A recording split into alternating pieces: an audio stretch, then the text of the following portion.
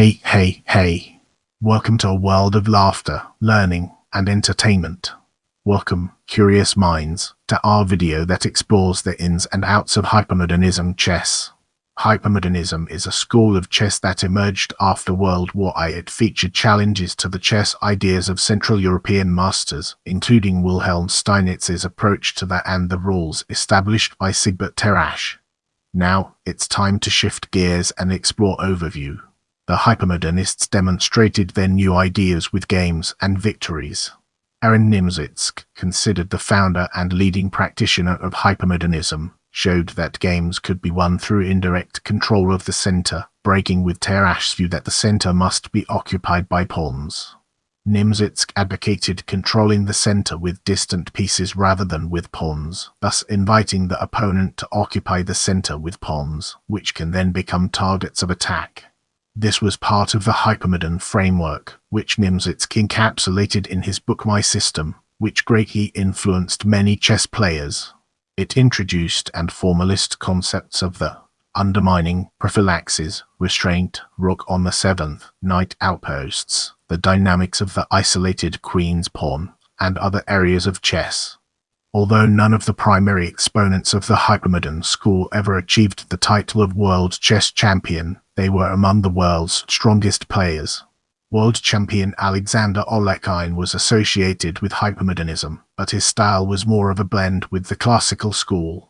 In practice, hypermodernism has not replaced the classical theory of Steinitz and Tarrasch.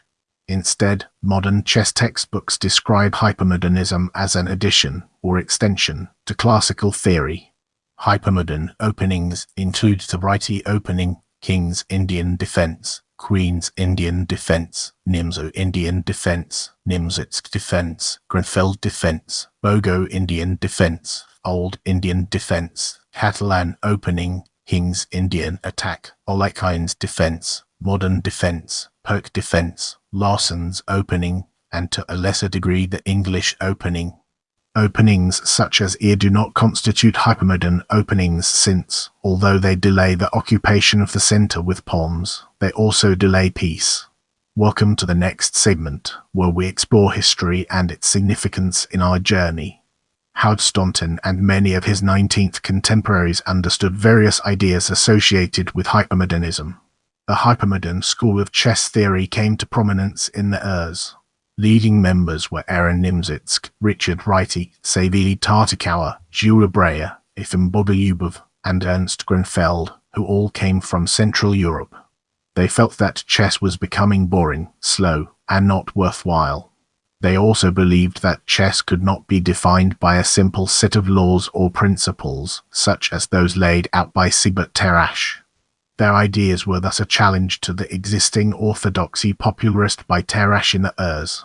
This orthodoxy was a rather dogmatic distillation of the ideas worked out by chess pioneer Wilhelm Steinitz. Steinitz was the first player who in his play demonstrated a mastery of, and the ideas he developed came to be known as the classical or modern school of thought. This school of thought emphasized the importance of static advantages such as avoidance of pawn weaknesses, strong outposts for knights, and striving for good rather than bad bishops in positions with locked pawn structures.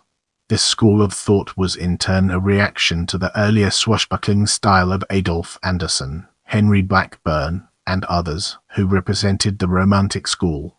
In 1922, Ryti published Die neuen Ideen im Schachspiel English, The New Ideas in Chess, an examination of the evolution of chess thinking from the time of Paul Morphy through the beginning of the hypermodern school. The name hypermodern was originated by Tartakower. His book Die Hypermodern Schachpartie English, a hypermodern chess game, was published in 1924.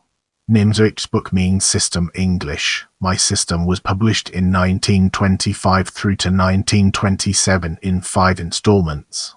It discusses elements of hypermodernism, but focuses mainly on positional chess. If you want to see more videos like this, make sure to subscribe and turn on notifications.